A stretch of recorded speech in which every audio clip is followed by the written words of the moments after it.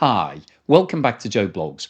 In today's episode, I want to talk to you about what's going on in the Russian economy, and specifically to talk about the Russian coal industry, which is now on the verge of collapse. Now, you might be sitting there thinking, the coal industry, surely nobody cares about coal anymore, Joe. This is something from the ancient history books. But you'd be surprised. If you have a look at this table, it shows the countries with the most power plants in the world that are still operating. And not surprisingly, China is right at the top of this list. It's reported to have 3,168 coal fired power plants. And the reason why that's important when we're talking in the context of Russia is because it's the biggest single export market for Russian coal. And interestingly, you can see that there are actually 289 new power plants under construction and a further 405 that are in pre-construction. So in total, there's almost another 700 power plants fueled by coal that are being built in the near future in China. Hungary is the second largest user of coal-powered electricity plants with 845, and it's intending to build another 150 over the next few years. The United States comes in at number 3, and that might be a surprise to some people. However, this is more of a legacy issue. They've got 408 plants. You can see that there aren't any currently under construction. However, there are a couple in the pre-construction phase. So the US is intending to add more coal-powered plants. And Russia comes in at number 4 on this list. It has 289 power plants. It's got 6 in construction and a further 16 that are planned at the moment. And India is just below Russia with 256, with 41 under construction and another 5 in planning. And India is also important in the context of Russia because it's the second largest export market. And if we have a look at the statistics, you can see that in terms of who the biggest buyers of Russian coal are, China is right at the top of this list. It bought 44% of all Russian coal that was exported. India was the second largest buyer, buying 19%, followed by Turkey that came in with around 12% and South Korea around 9%. So coal is still a big industry, even though from an environmental point of view, nobody really wants electricity to be produced using coal. It's quick, it's reliable, it's easy to build, and unfortunately, there's a lot of countries that are still using lots of it. So when you put it into that context, you would imagine that Russia is doing quite well because it has very large supplies of coal. However, it isn't doing particularly well at the moment. We'll go on to talk about that in a bit more detail in a moment. Now, in terms of how many people are employed in the coal industry, I thought it was worth having a look at this graphic, which shows all the different countries and how much employment they have. But before we get into the detail on that, I want to talk to you about today's sponsor, Incogni, because one of the things that drives me crazy on a daily basis is spam marketing, whether it be by text message, email, or my personal pet hate, phone calls. People ringing me up trying to sell things to me that I simply don't want. And the reason why we've got a huge increase in this sort of marketing is because of data brokers. Data brokers can take your personal information and sell it to companies who then use it to market to you. Now, you are able to actually contact all of those data brokers and ask them to take you off their list. But who's got time to do that? Well, the answer is Incogni. When you sign up for an annual plan, which is what I use, Incogni will then contact all of the data brokers that have your personal information and ask you to be removed. So that will take out all of that marketing. And in addition to that, Incogni also protects you when you go online, protects you from identity theft and fraud. And the great news is that you can sign up on a 60% discount for the annual plan, which is what I use, by going to incogni.com/Joe Blogs or clicking the link in the description below. Now, as you can see from this table, there are 1.5 million people in China employed in the coal industry. So this is not just in coal mining, it's everything relating to the coal industry. India is the second largest employer with 337,000, followed by Indonesia with 240,000, and Russia currently has around 150,000 people that are employed in either mining, transport, or processing roles relating to the coal industry. So that's a significant amount of people. And when you think about the multiplier effect, we've talked about this before in terms of how economics works. But somebody who's working in the coal industry, when he gets paid his salary or she gets paid her salary, they will then spend that money in the local economy. They'll go to stores, they'll buy things. And so it has a multiplier effect. For every dollar that person is paid, it probably equates to $3 or $4 in the local economy. So the coal industry is very important to Russia. But unfortunately, things aren't going very well. And it was actually reported that in 2024, Russian coal exports to China fell by 7.8%. And as we've just discussed, it's the biggest single market. So that's a major concern when your biggest customer is buying almost 8% less from you. And in terms of the reason why China is buying less, it isn't because China is buying less coal. As you can see from this graphic, the total amount of coal that China bought in 2024 was actually a significant increase against the 2023 figure. In 2023, it was 475 million tonnes. In 2024, it was 545. So that represents a large increase. However, the percentage being purchased from Russia fell from 21.5% to 17.2%. And the situation is actually getting worse from Russia's point of view, because in the first half of 2025, Russian coal exports to China fell by 25%. And actually, between April and June 25, they were down by 34%. So the situation is actually getting worse on a daily basis. And if we have a look at this chart, it shows the level of coal production, coal exports, and what profits are being made in the industry in Russia. And these statistics are taken from Rosstat, which is the official statistics agency in Russia. They're not my figures. And as you can see, in 2021, Russia produced 432 million tonnes of coal and exported 211 million and made a profit of 752 billion rubles. So happy days in 2021. In 2022, production increased slightly to 437 million. Exports also increased to 221 million, and the profits increased to 821 million. So 2022 was actually a bumper year from Russia's point of view. And that was the year when Russia invaded Ukraine, and we saw the price of coal going up. We'll have a look at what's been going on with prices in a moment. Now, in 2023, production fell slightly to 430 million. Exports also fell back to a similar level to 2021, and the profits crashed to 375 billion rubles, which was half of what Russia had achieved in 2021. But 2024 proved to be a very bad year for Russia. It still produced a similar amount of coal, 427 million tonnes.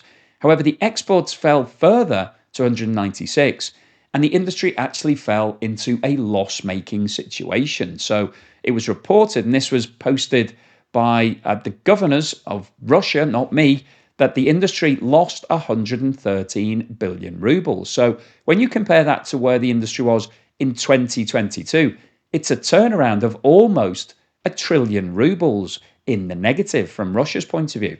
Now, in terms of what's going on in the industry and why is all of this happening? Well, one of the factors that's pushing the industry down is what's been going on with prices. And this chart shows the movement in the global price of coal, dating back to October 2020. So that was prior to the war in Ukraine starting.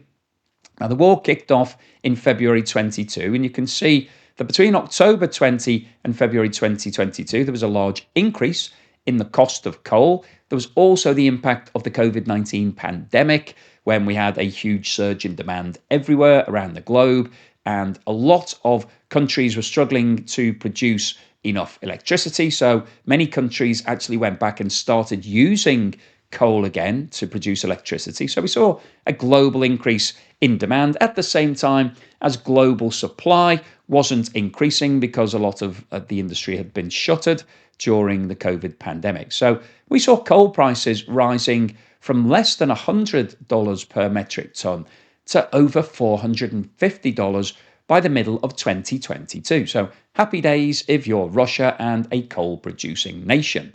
However, since the middle of 2022, you can see that things have basically returned back to a normalized level. And the price today is sitting at somewhere around $100 per metric ton. So higher than it was back in October 2020, but significantly lower than it had been during 2022 and 2023.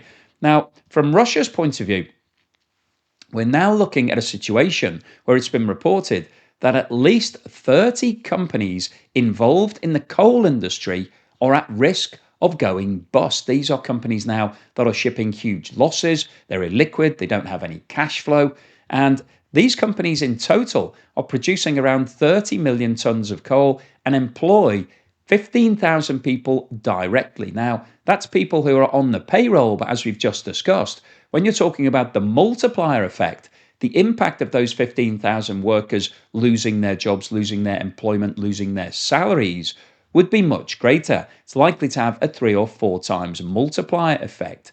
So that's a big risk from Russia's point of view. But one of the other problems that Russia has, not just from an employment and an economic point of view, is that Russia is still relatively reliant on coal to produce electricity. This table shows the electricity generation mix in Russia for 2024.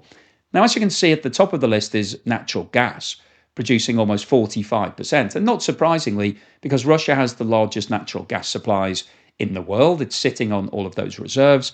And also the demand for that gas has fallen significantly because its single biggest customer, the European Union, is no longer buying majority of its gas. So that's the biggest contributor. But the second biggest is coal. And in 2024, it represented 18.6% of all electricity generated in Russia. So that's quite a big chunk when you compare it to the rest of the world. And in some regions in Russia, it's over 50%. So some of the regions don't have easy access to natural gas, and so they're still using a lot of coal to produce their electricity. You can see here that the mix is there's some nuclear, some hydro, wind, and some other renewables. But we've still got a big reliance on coal in Russia to produce electricity. And if we look at how things have changed over the last few years, back in 2022, the split, interestingly, was less than it is today. It was sitting at around 17 to 18%. In 23, it increased slightly, and then in 2024, it rose to 18.6. Now, in 2025, it's estimated that the percentage will fall back to around about 16% as Russia utilizes more of its gas and other energy supplies.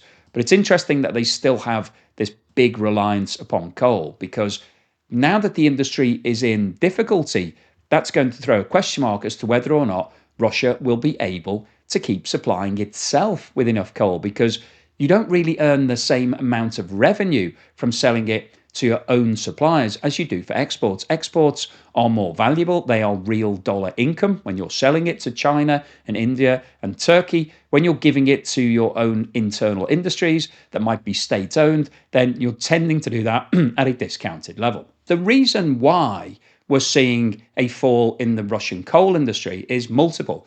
Firstly, we've got what's happened with coal prices that we've just looked at. So prices have come down. So that means that per ton, Russia is now earning a lot less than it was over the past few years.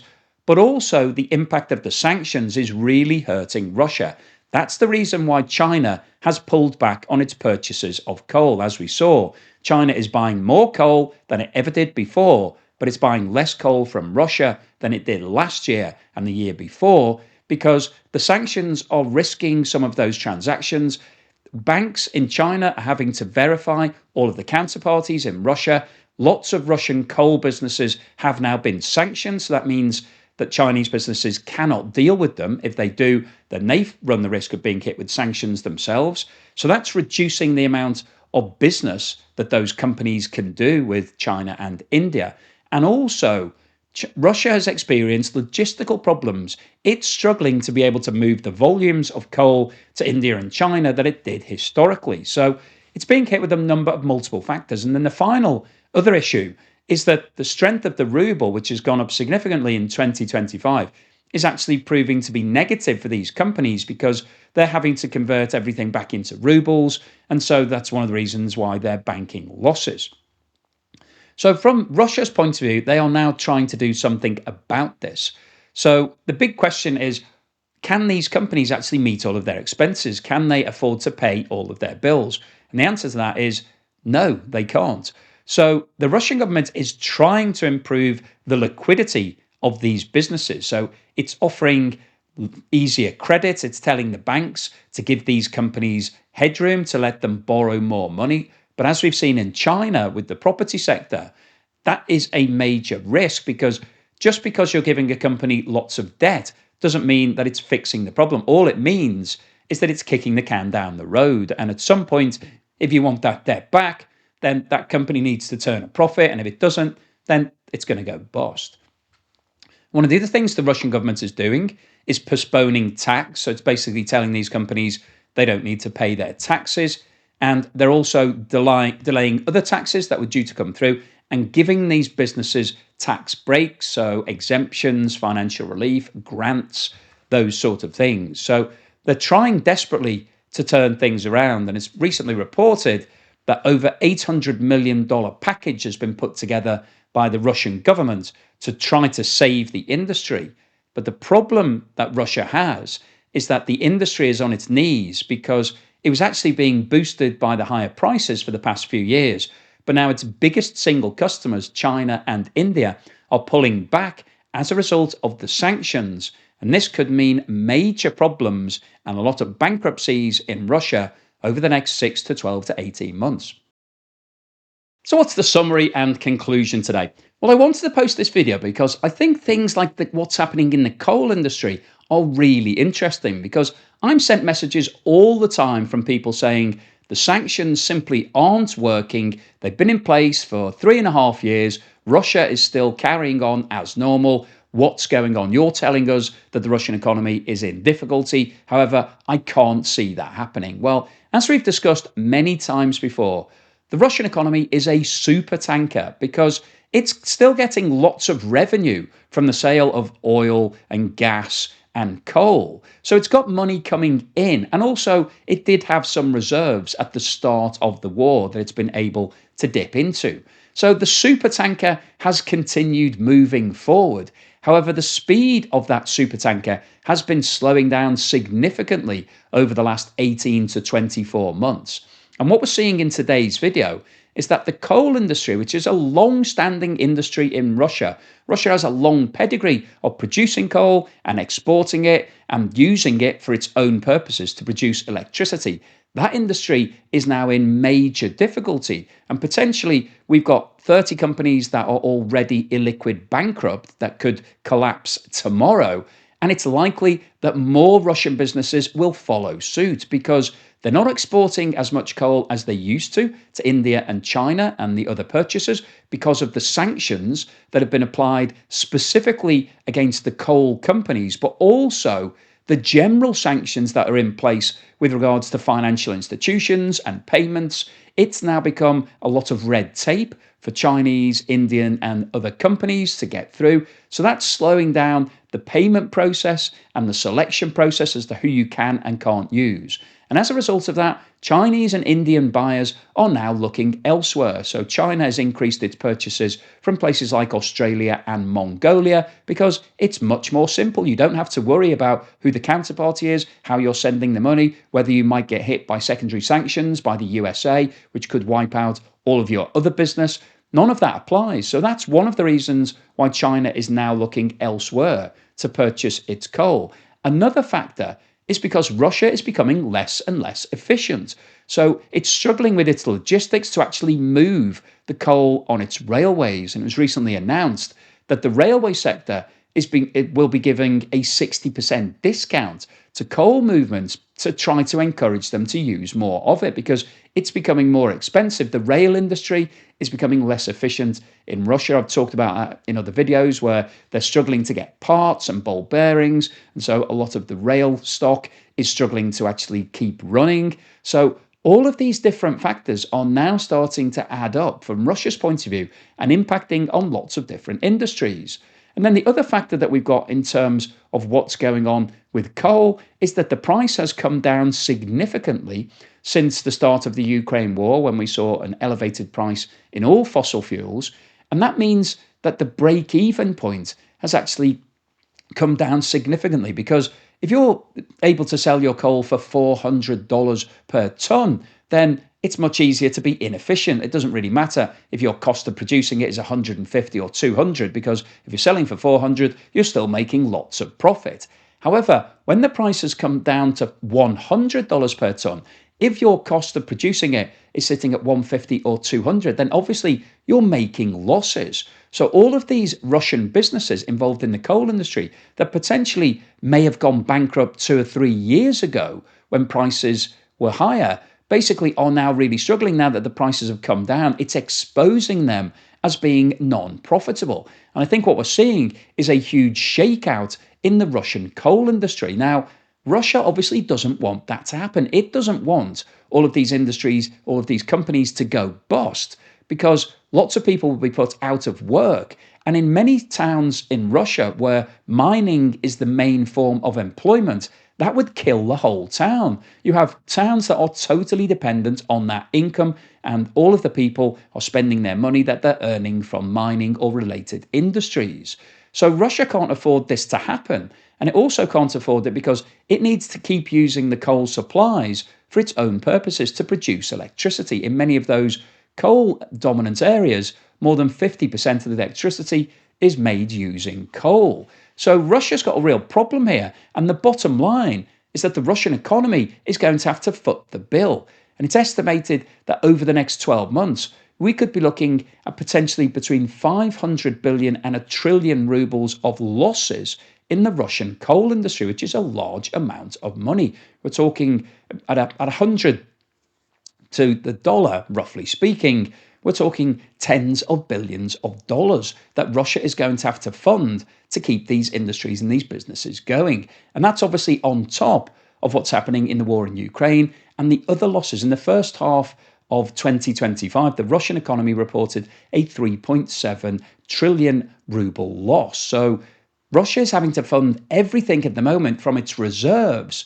And as we've talked about many times before, those reserves are now dwindling. They've come down from over $150 billion equivalent at the start of the war to less than 30 billion right now. So the last thing that Russia needs is to have more industries like coal going bankrupt that it has to bail out, because at some point the cash will run out and Russia won't be able to keep funding all of these businesses and the war in Ukraine. So hopefully you've enjoyed today's video, you found it useful, informative and thought-provoking. If you've liked what I've said, then please give me a thumbs up. Thank you for watching this video all the way through to the end, and thank you so much to everyone that's supporting me, either through Buy Me a Coffee or YouTube Super Thanks or Patreon or YouTube membership or Buy Me a Coffee membership. If you're helping me through one of those sources, thank you so much. It really helps to keep me motivated, and here's something to put a smile on your face.